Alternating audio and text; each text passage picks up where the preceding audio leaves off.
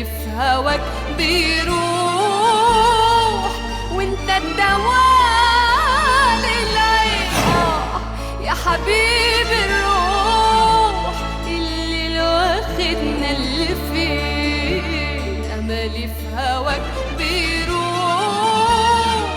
وانت الدواء للعين. على قد ما سامحنا في الفرح والمحنة، على قد ما الدنيا مش عايزة تفرحنا، على قد ما سامحنا في الفرح والمحنة، وعلى قد ما الدنيا مش عايزة تفرحنا. يا ولادي يا سندي يا زادي، ليه الألم بادي على كل ما لمحنا.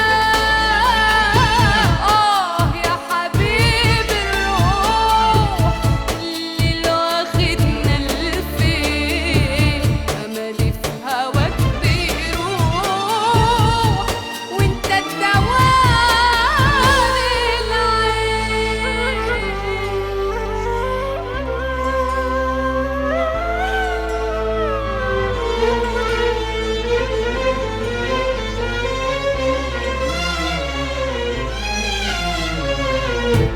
تايهين في سكتنا والخوف مسكتنا، جينا نغلب الدنيا، الدنيا غلبتنا. جينا نغلب الدنيا، الدنيا غلبتنا. علينا عدقنا ونسينا مبدأنا، علينا عدقنا ونسينا مبدأنا، ورضينا بفرقنا عن حينا وبيتنا. يا حبيبي الروح اللي واخدنا اللي فين، أملي في هواك بيروح وانت الدواء للعين. يا حبيبي الروح، يا حبيبي الروح.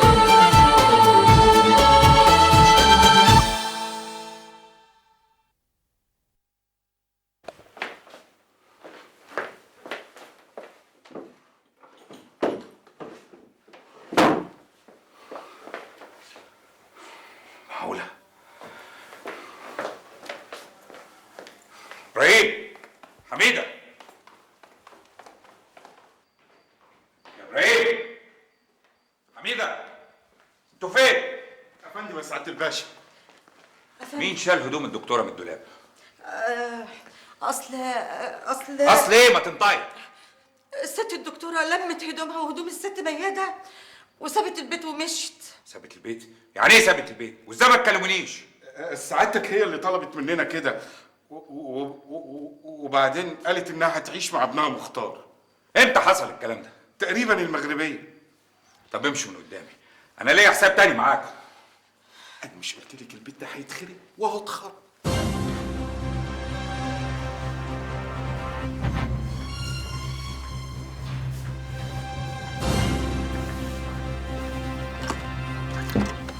اهلا يا امجد بيه.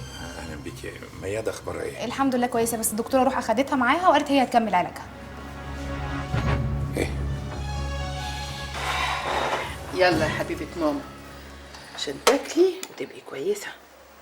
يلا حبيبتي بالهنا والشفا. حبيبتي عايزاكي تاكلي ده كله، وبعد ما تاكلي ما تفكريش في حاجة خالص وترتاحي، مفهوم؟ حاضر يا ماما. هي دي اوضتك؟ يا حبيبتي، دي الأوضة اللي أنا اتجوزت فيها. تعرفي يا ميادة، عمري ما فرحت بحاجة قد الأوضة دي. مريحة أوي، حاسة فيها براحة غريبة. يا حبيبة ماما، هننام فيها أنا وإنتي، ومختار هينام في الأوضة التانية. مش فارقة يا ماما، الشقة حلوة والعمارة جميلة. الحمد لله يا حبيبتي انك مش حاسه بفرق بين هنا وبين الفيلا. يلا بقى خلصي اكلك ده كله، وبعد ما تخلصي الاكل ده تاخدي الحبايه دي وتنامي، مفهوم؟ ربنا يخليكي ليا يا ماما ويقدرني يعوضك عن التعب اللي تعبتيه بسببي. قولي يا رب يا حبيبتي، قولي يا رب، عمره ما يتعب ابدا. يلا يا روح ماما كلي ده كله. يا رب. احلى كوبايه شاي لست الكل اللي منوره البيت. سيبك بقى من ده كله، تعالى قولي هتعمل ايه في مستقبلك؟ ده على اعتبار ان اللي راح ما بيرجعش. يعني يا سيدي قول هنبتدي من جديد. مفيش قدامي غير ان انا اكمل تدريس في الجامعه وابقى استاذ في كليه الاقتصاد. ما بعتهولك؟ الدكتور مصطفى كان بيكلمني وبيقول لي ان الجواب بياخد له حوالي اسبوع لحد ما يوصل. ايه ده؟ ده اكيد امجد. بقول لك ايه، اوعى تتدخل مهما حصل. لحد امتى يا امي هتمنعني ان اتدخل؟ انت هتسمع الكلام ولا لا؟ حاضر حاضر.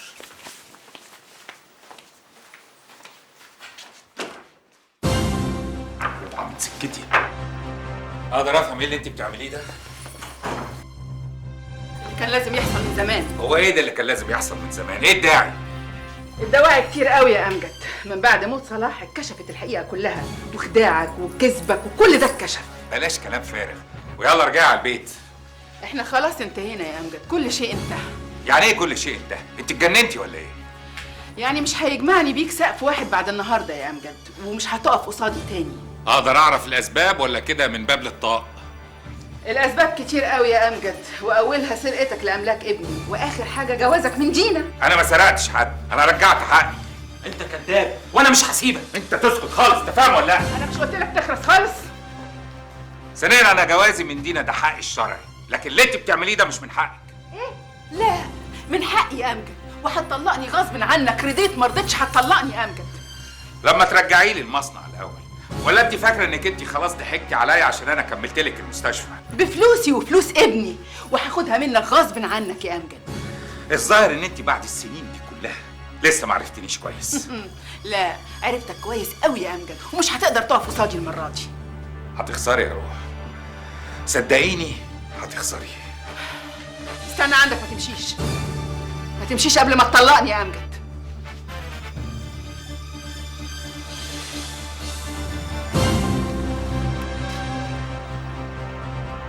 انت طالق.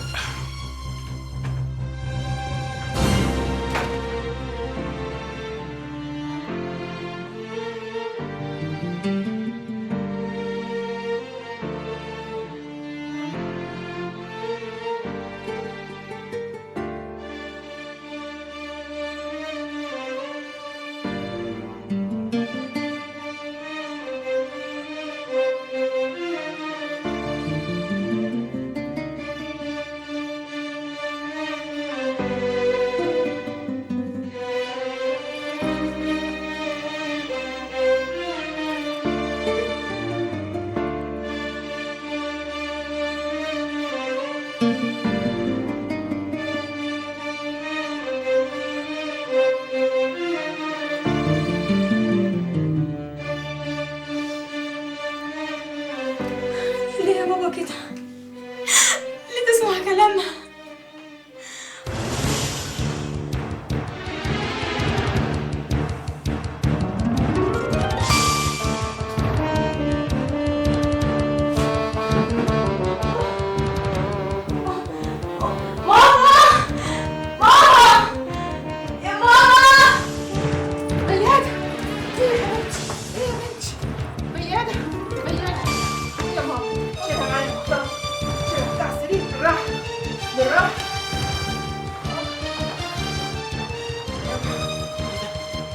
اوعى، مالكش دعوه.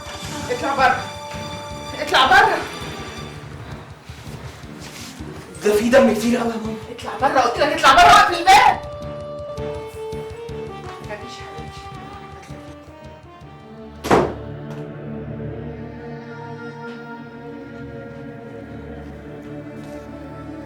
عمليه مش عمليه زايده، وكانت في المستشفى في قسم النساء. هو في ايه؟ ميادة؟ ميادة لا، اختي لا،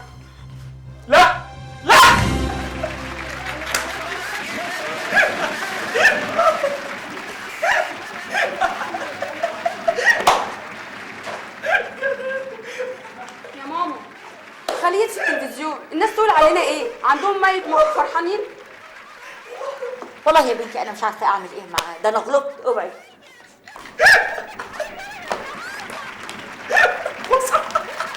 ممكن اعرف ايه اللي بيضحكك؟ المسرحيه دي مش شفتها مليون مره. بس الراجل ده بيتكلم صح على فكره، فعلا بيتكلم صح. البني ادم في الدنيا دي عشان ياخد حقه لازم يبقى همج. اوعى اوعى. يبقى ما فهمتش معنى الصراع بين الخير والشر. بقول لك ايه، انا اللي شفته ضحكني وانبسطت. انت متعاطفه مع البطل؟ متعاطفين مع سمعتنا والتلفزيون عالي وابوك لسه ميت. امشي يا بنتي من هنا، امشي. بس سيبها مالكش دعوه بيها وتعالى كلمني انا. هتفضل قاعد كده في البيت ليل ونهار؟ لا، هعمل حداد على بابا عشان مات وابقى نفسي من روح الديسكو. الناس يقولوا ايه؟ ابوه مات وهو راح الديسكو. انت ايه يا واد؟ شيطان، ما انتش بني ادم، ما عندكش دم ولا عندك احساس ولا شايل همي انا واختك. اللي بيشيل الهم مات في الحته دي، عايزين انا كمان اشيل الهم واموت زيه. يا اخويا يا ريت على الاقل ارتاح منك ومن قرفك. انت بتدعي عليا ناديه شكلك. ناديه؟ هي حصلت؟ هي ناديه عيب يا ناديه؟ خلاص انا هقول لك بقى زي المرحوم ما كان بيقول لك، هقول لك يا ناني. شكتك القرف في قله ادبك، ما انتش متربي. يخص عليك ده لا ده مجنون. ماشي ماشي يا ناني، قصدي يا ناديه. حسن حسن، قرب يا حسن، قرب يا حبيبي. تحت امرك يا شكري بيه. شوف يا حسن، انا عايزك تنظف مكتب امجد بيه وتمشي على طول. تمشي يا حسن، ما تعملهاش قاعده وتقعد تتفرج على التلفزيون. ده احنا غلابه يا شكري بيه. غلابه؟ بلاش الكلام ده يا حسن، بلاش الحركات دي عليا. خد يا حسن دول علشانك. ربنا يخليك لينا يا شكري بيه. عشان تنفذ الكلام وتنظف وتمشي، فاهم؟ فاهم يا شكري بيه. بسرعه.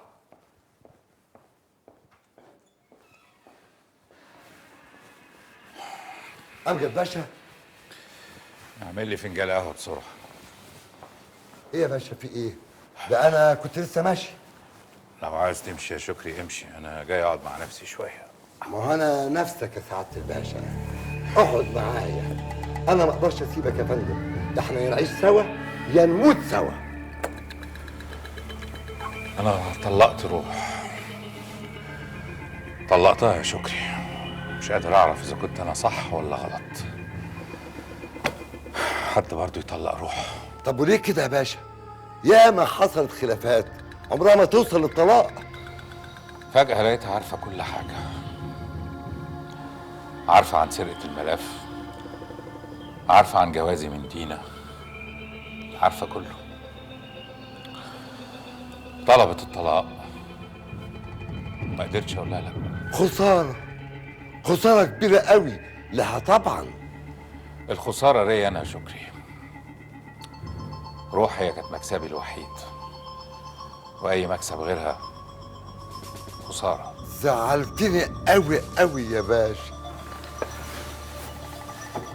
انا بس عايز اعرف مين اللي قال لها على سرقة الملف؟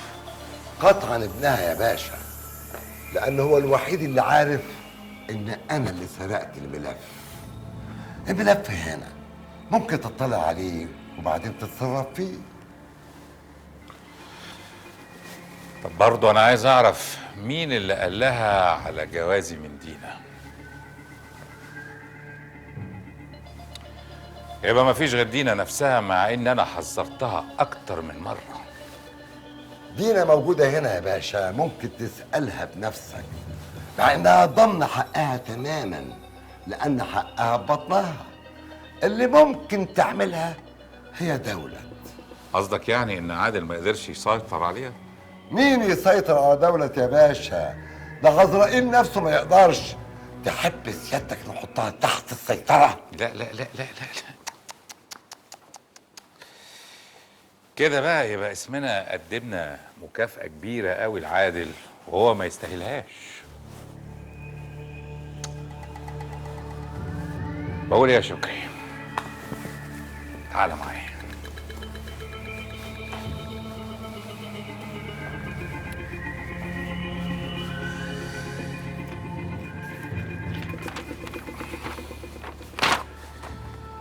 ابعت الورقة دي لدولت واكتب عليها عنوان العروسة وخلينا بقى نتفرج عليهم. كده يا فندم هنخسر عادل للأبد.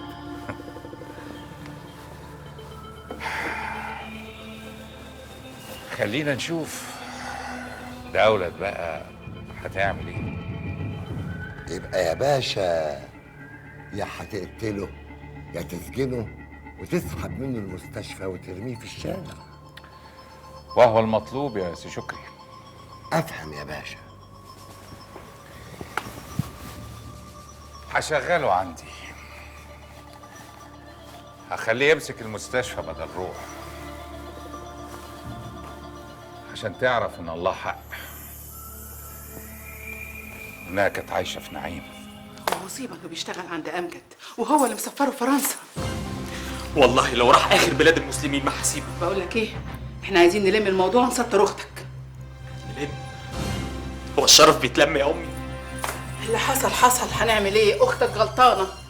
لا برضه ما نجوزهالوش. احنا كده يبقى بنصلح الغلط بالجواز، وده غلط. كده ابقى انا بكافئه مش بعاقبه. انت عايز ايه يعني، نجلده؟ لا ده لو كان زاني نجلده، لكن ده مغتصب وربنا قال في حكمه القصاص،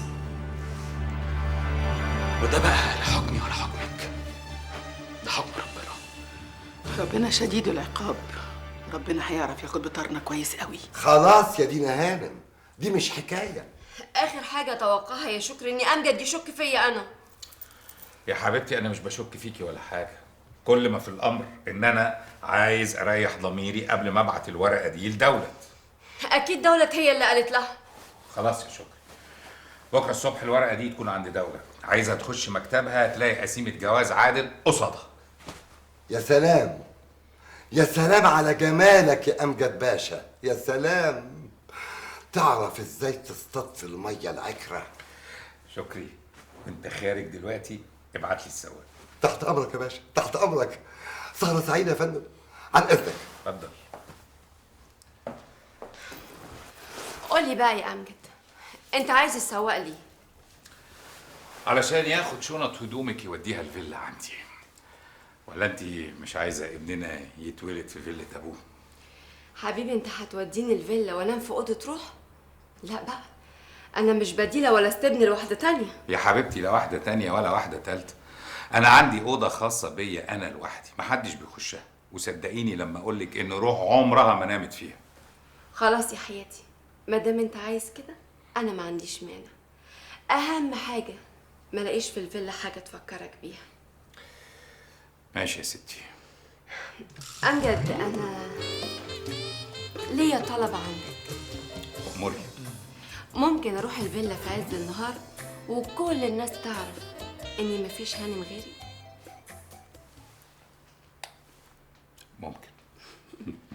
نحن أولى بتنفيذ حكم الله. انسى أمر هذا الفاسد وسوف نحضره لك حتى لو كان في بروج بوشياده. لنا إخوة في كل بقاع الأرض سيكفونك أمره وينفذون شرع الله فيه، لكن الحجة عليك. ما اقدرش اشيل ذنبه قبل ما اسمع اعترافه بودني، بعد كده اقتله بايديا. الآن عرفت قيمة جماعتنا، إننا والله ننفذ شرع الله، ولو نفذ لاستقامت الحياة على هذه الأرض. نفسي يا شيخ سعيد اشوفه عبرة لامثاله. أعطني ما لديك من معلومات عنه لنأتي به. طبعا اكيد هجيب لكم صورة ليه واديكم عنوانه كمان، بس للاسف هو دلوقتي في فرنسا. يا أخ، الحرب خدعة، اجعل شقيقتك تستدرجه حتى تهون علينا عناء البحث. الأفضل أن توافق أمك على هواها، كأنك راجعت نفسك وعرفت أن الأفضل في زواجهما. وعندما يظهر ويكشف عن نفسه سنقبض عليه. وإن أمسكناه لن نفلته. معاكوا حق، بس ده إذا رجع من جنة الشياطين اللي هو فيها. استحوذ عليهم الشيطان فأنساهم ذكر الله، أولئك حزب الشيطان، ألا إن حزب الشيطان هم الخاسرون. صدق الله العظيم. وقال الله سبحانه وتعالى: ومن يتولى الله ورسوله والذين آمنوا فإن حزب الله هم الغالبون. صدق الله العظيم. على بركة الله. اللهم اجعلنا من حزبك ولا تجعلنا من حزب الشيطان. آمين يا رب العالمين. بسرعة شوية بسرعة. أكثر من كده، أسرع أسرع، اتحرك.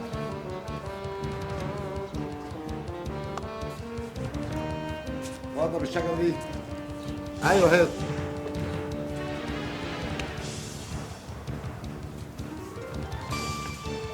أما أختك دي يا جو على طلبات. حقها يا حبيبي، يعني هي هتعيش كام مرة؟ بس ما تنساش جمايلي عليها. لا لا لا، اوعى تقول كده. احنا التلاتة بينا عهد ما يمحوش غير الدم. وبعدين يا سيدي ما تقلقش، حقك محفوظ. بالبق كده ما ينفعش. الخطوة الجاية هتبقى آخر خطوة. كل حاجة هتبقى ملك أختك. ممكن بعد كده تضربني بالشلوت بعد ما تتمكن. قصدك ايه؟ لا لا لا، ده مش ممكن يحصل ابدا. أنا حاسبها تتهنى يومين قبل ما تعمل لي عقد على بياض ببيع مصنع السجاد، وتديلي 5 مليون جنيه علشان أعرف أشغل المصنع. وإلا هضطر أكشف الاتفاق اللي بيننا بالمستندات لأمجد بيه. لا لا لا، اعقل يا شكري، ما تبوظش كل حاجة. هو قعدت العمر بقية علشان أعقل؟ قول لها هي اللي تعقل. عن إذنك عشان أروح أشوف شغلي. أنت يا بني آدم بتعمل إيه؟ بسرعة! انتوا عارفين كل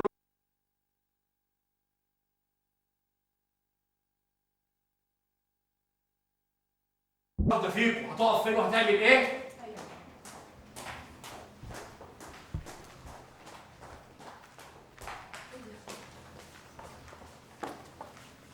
انت بتعمل ايه؟ مين اذنك؟ اسكت انت يا ستي، احنا عارفين بنعمل ايه؟ عملك اسود ومهبب. يا ابراهيم يا ابراهيم، ايه الحقني، دول هيشقلبوا حال البيت. اسكتي ملناش دعوه. يعني ايه ملناش دعوه؟ احنا بنعمل ايه هنا؟ احنا خدامين اكل عيشنا.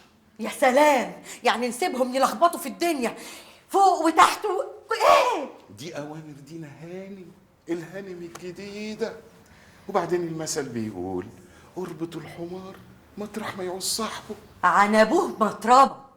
بقى انا بعد الست الدكتوره روح اقول لواحده تانية يا ست هانم. اسكتي اسكتي، تعالي هنا.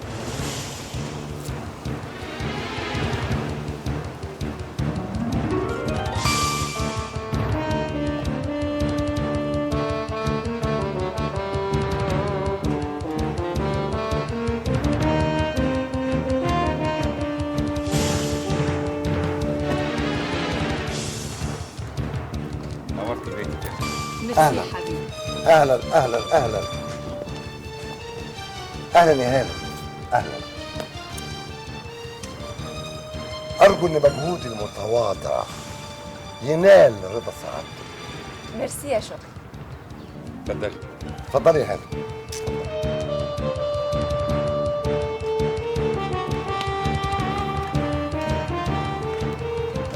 تقولش الاميره ديانا بلا هم راح فين اثباتي؟ لا يا اخويا انا ماليش مره لكده. ده بقى ابراهيم عاش معايا العمر كله وهو المسؤول عن الفيلا. نورت الفيلا. ميرسي يا ابراهيم. مش كان في واحده واقفه جنبك هنا؟ راحت فين؟ دي الداده بتاعت مياده، هي اللي مربياها. واضح يا حبيبي ان هي اللي عايزه تتربى. طب اتفضلي اتفضلي. ايه شكري، اصرف بقى المجموعه. تحت امرك يا فندم.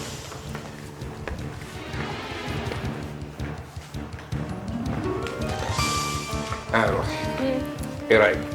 تحبي تطلعي تتفرجي على الدور التاني؟ اولا بلاش كلمه روحي دي، وانت عارف ليه. ثانيا ممكن كمان نشرب اي حاجه في الصالون وبعد كده اتفرج على الفيلا براحتي. خلاص يا حبيبتي، ايه اللي يريحك، بس على الله انت كمان تريحيني. حبيبي بعد اللي انت عملته معايا انا ما بفكرش في حاجه غير راحتك وبس. امجد باشا، سعادتك تؤمر بحاجه؟ خلاص عرفت هتعمل ايه؟ كلها ساعتين يا باشا ودولة هانم هتكون في مكتبها وهتلاقي المفاجأة الكبيرة في انتظارها. مفاجأة ايه بس يا شكري؟ اقعد انت جنب اختك وهي هتفهمك على كل حاجه، اما انا بقى فلازم اروح مكتبي. كل حاجه هنا تحت امرك. تأمري بحاجه تانية؟ ترضى عني؟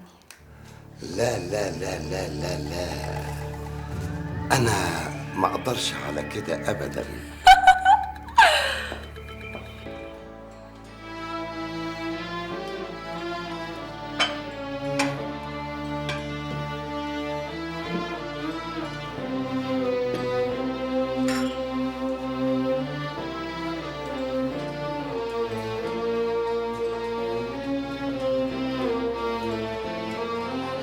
يلا يا مختار عشان تفتح.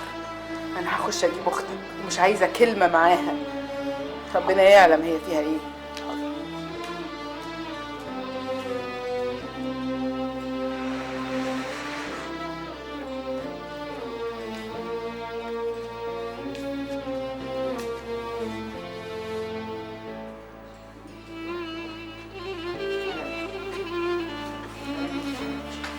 قاعد اختك يا مختار.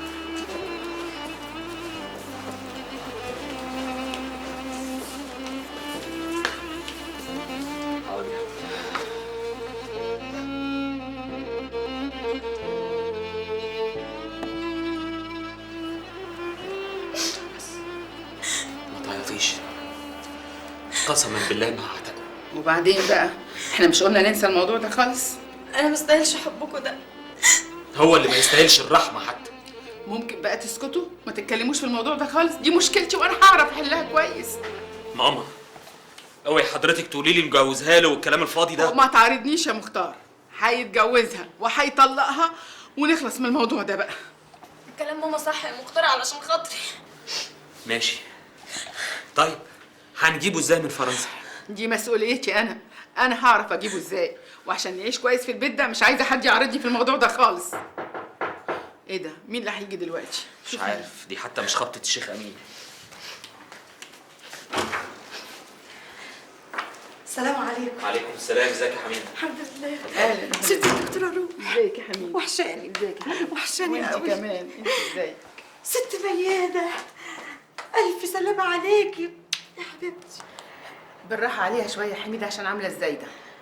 ألف مليون بعد الشر عليكي، إن شاء الله العدوين. اقعدي افطري معانا يا حميده. لا يا ست الدكتورة، أنا جاية واقعة في عرضك إنك تقعديني معاكوا هنا أخدمك أنت والست ميادة. انت شايفه المكان ضيق ازاي يا حميده؟ أي مكان أنت تكوني فيه يبقى شارح حتى لو كان حق. والفيلا؟ لا خلاص، أنا ماليش قعاد فيها بعد ما جت الست الجديدة وقعدت واستربعت. انا مش عايزه كلام في الموضوع ده خالص، ومش عايزه اسمع الحكايه دي خالص. عموما انا محتاجه لك تقعدي مع ميادة اليومين دول لغايه ما نتنقل على الفيلا الجديده ان شاء الله. خشي يا حميده، روحي على المطبخ. ربنا يسترك ويوسع عليك يا رب.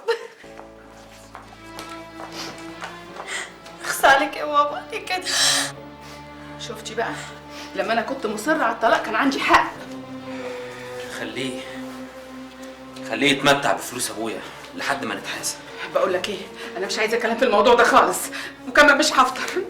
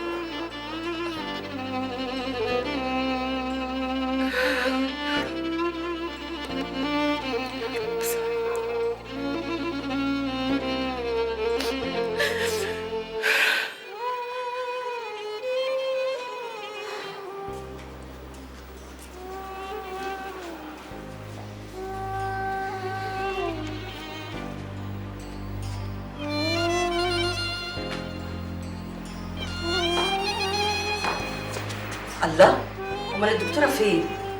ارجوك يا دادا حميد، انا مش قادره اسمع ولا كلمه دلوقتي. حاضر. لو سمحت يا دادا اعملي لي شاي. حاضر عينيا.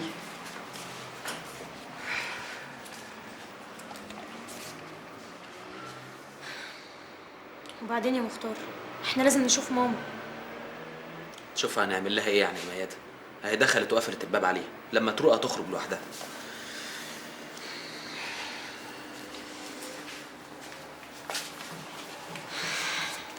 انا متغاظه، مش قادره اصدق ازاي بابا ممكن يعمل كده، حتى لو مش علشان ماما، على الاقل علشاني انا.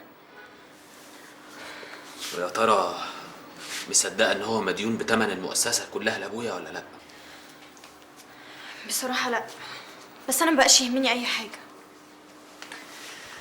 انا حبيت بس اعرفك حقيقه امجد بيه، ودي عمايل مش غريبه عليه، قله اصل.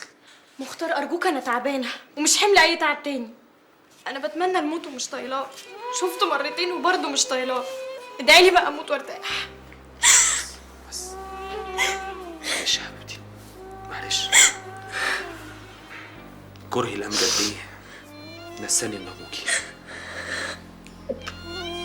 سامحيني.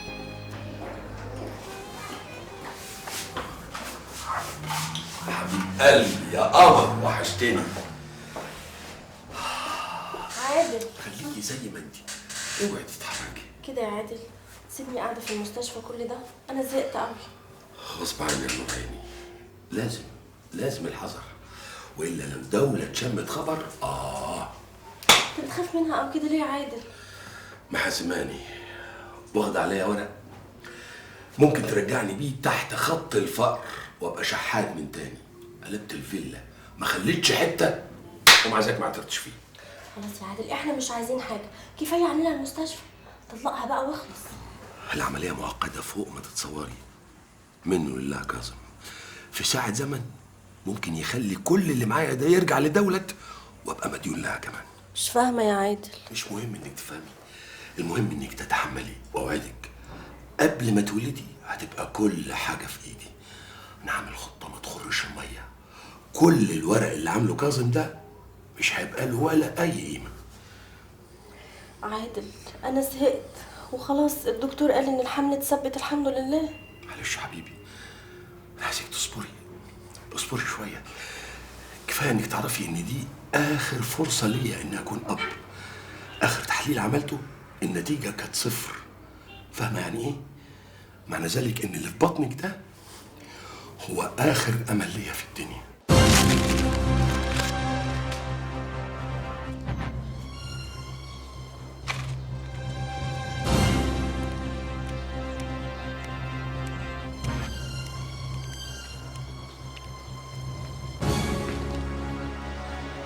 الو، ايوه كاظم، انا دولت.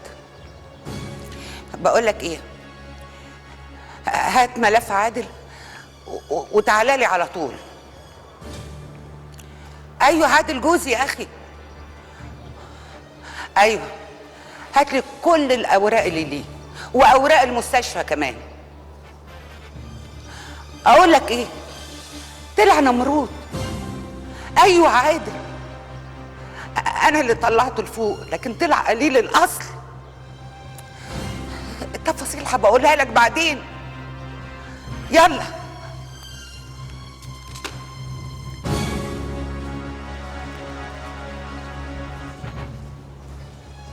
يا سافل، يا سافل، تتجوز عليا انا حته شغاله؟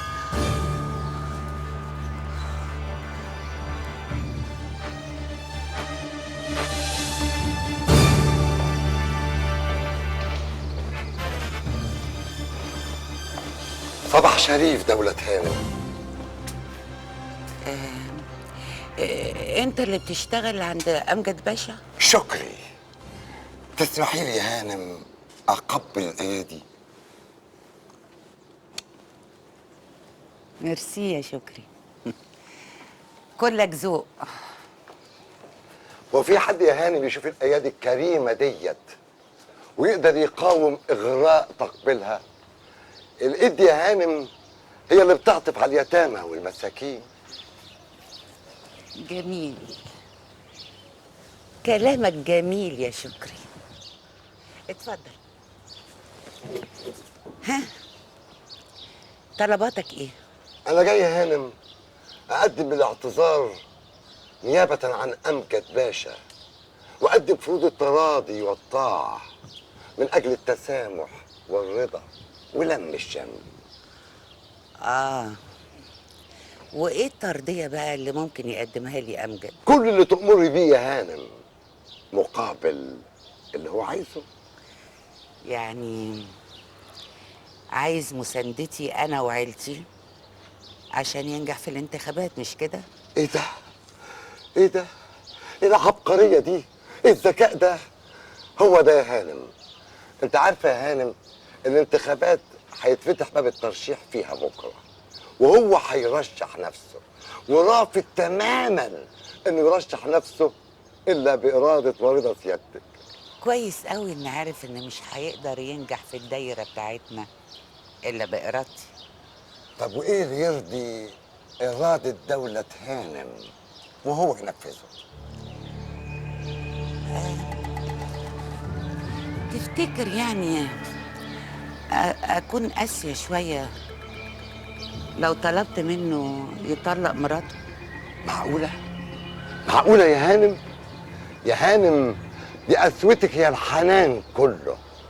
شوف يا هانم، أنا مستعد أروح للمأذون النهارده وأخده معايا وأخليه يطلقها النهارده غيابي، ولو حبيتي سعادتك إن أجيبه هنا في الفيلا هو والمأذون وأخليه يطلقها قدامك غيابي، أنا أنفذ كل طلباتك. لا لا لا، كفاية عليا أشوف قسيمة الطلاق. أي أوامر تانية يا هانم؟ لا، طالما هو بعد عنها ما تهمنيش. وحتى لو فتحت المستشفى هلبسها كذا قضية أخليها تقفلها في خلال شهر. طب وليه شهر يا هانم؟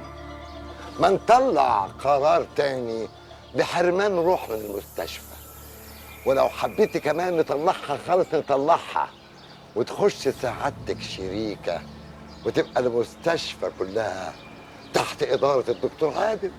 لا، كفاية دلوقتي ياخدها من روح، وبعد ما ينجح في الانتخابات ممكن أدخل شريكة معاه وتبقى المستشفى بتاعته والمستشفى بتاعتي تحت اسم واحد وإدارة واحدة. إيه ده؟ إيه ده؟ إيه العبقرية دي كلها؟ أنا بحييك عليها. ليك أوامر تانية يا هانم؟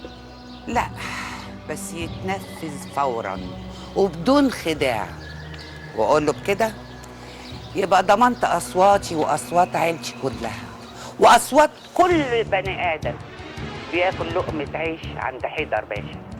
يبقى كده يا هانم ضمنت نجاح. قول له مبروك يا أمجد، طلعت ذكي قوي. لا داهية لا تكون عايزة تتجوزني بعد عادل. بس والله برافو عليك يا شكري،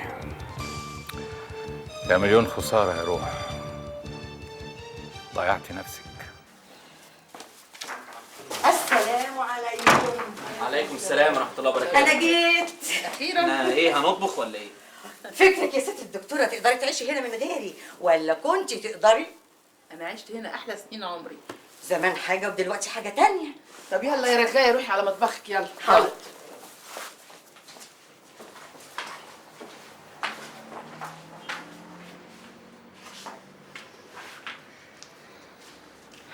برضه يا ماما مصممة تخرجي؟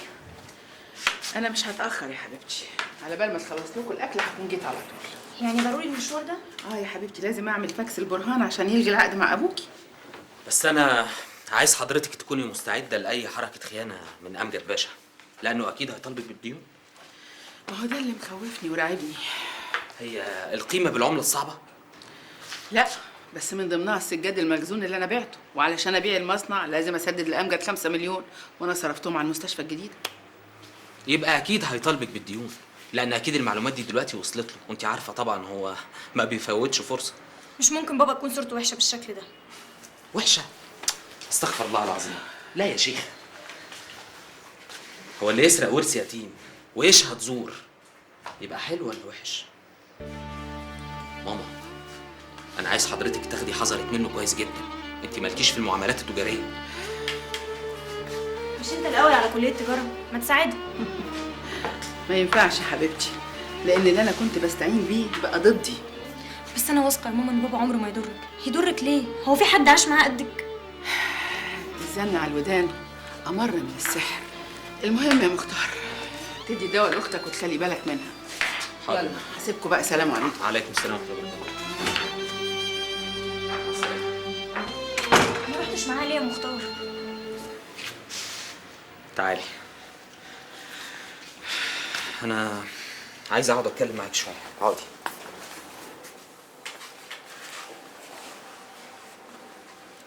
بصي بقى يا حبيبتي، انا عايزك تفتحي لي قلبك كده وتحكي لي على كل اللي حصل بينك وبين الواد ده. ارجوك يا مختار ما تعذبنيش. انت الضحيه تتعذبي وهو ولا على باله؟ احكي لي يا ميادة عشان اعرف اوصل له.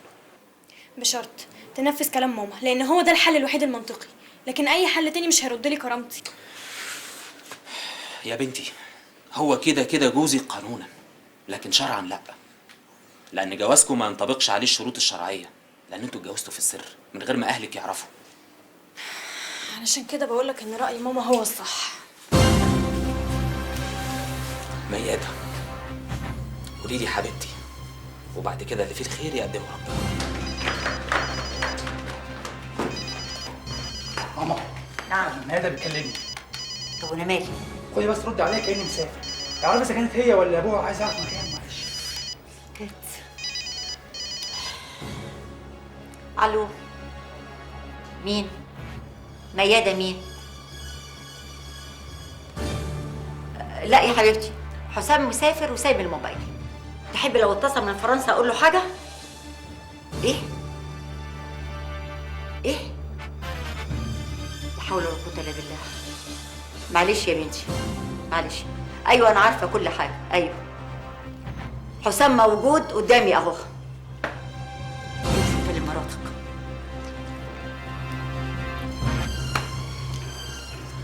الو. ايه ميادة يا حبيبتي؟ لا انا ما سافرتش ولا حاجه، انا هربان خايف من ابوكي. امك عملتها وسقطتك وقتلت ابني، ها؟ ايه مال صوتك؟ بقولك لسه عاملة عملية وتعبانة مش قادرة اتكلم.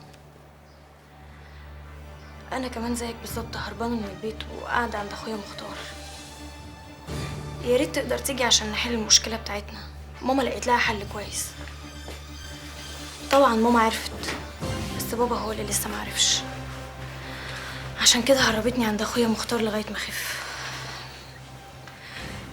طب خد العنوان عندك وتعالى النهارده عشان تتفق انت وماما.